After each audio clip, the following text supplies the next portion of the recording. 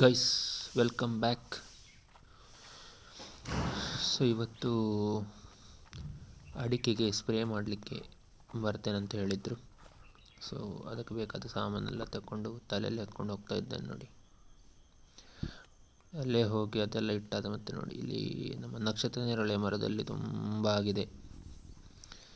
ಹಣ್ಣಾಗಲೇನು ಸಹ, ಬಟ್ ಈಗ ಸಹ ಒಳ್ಳೆ ಟೇಸ್ಟ್ ಇರ್ತದೆ, ಹುಳಿ ಹುಳಿಯಾಗಿ. ಸೊ ಅದನ್ನೊಂದು 4 ಕೊಯ್ದು ತಿಂದೆ. ಇನ್ನು ಅದು ಹಣ್ಣಾಗುವಾಗ ಫುಲ್ ಹುಳ ಆಗುವ ಚಾನ್ಸಸ್ ಸಹ ಉಂಟು. ಸೊ ಅದನ್ನು ತಿನ್ನುವಾಗ ಜಾಗ್ರತೆ ಬೇಕು. ಅದರೊಳಗೆ ಇರುವೆ ಎಲ್ಲ ಇರ್ತದೆ, ನೋಡಿ ತಿನ್ನಬೇಕು. ಉಪ್ಪು ಖಾರ ಎಲ್ಲ ಹಾಕಿದರೆ ಇನ್ನೂ ಟೇಸ್ಟ್ ಆಗ್ತದೆ ನೋಡಿ. ಮತ್ತು ನಾವು ಹೋಗುವಾಗ ನಮ್ಮೊಟ್ಟಿಗೆ ಇವ ಸಹ ಬಂದಿಯಾನೆ. ಇವನಿಗೆ ಅಲ್ಲಿ ಬೇರೆ ಯಾವುದೋ ನಾಯಿಯದ್ದು ಪರಿಮಳ ಬಂತಂತ ಕಾಣ್ತದೆ. Full aggressive ಮೋಡಲ್ಲಿದ್ದಾನೆ.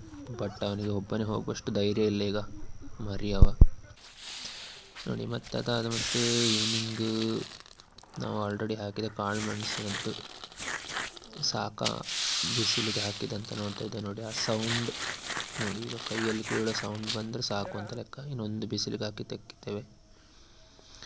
ಮತ್ತು ನೋಡಿ, ಬೆಂಡೆ ಗಿಡ ನೆಟ್ಟದ್ರಲ್ಲಿ ಬೆಂಡೆಕಾಯಿ ಆಗಿದೆ. ಅದನ್ನು ಕೊಯ್ಯುವಂತ ನಾನು ಮತ್ತು ಅಮ್ಮ ಹೋದೆವು. ಸಿಹಿ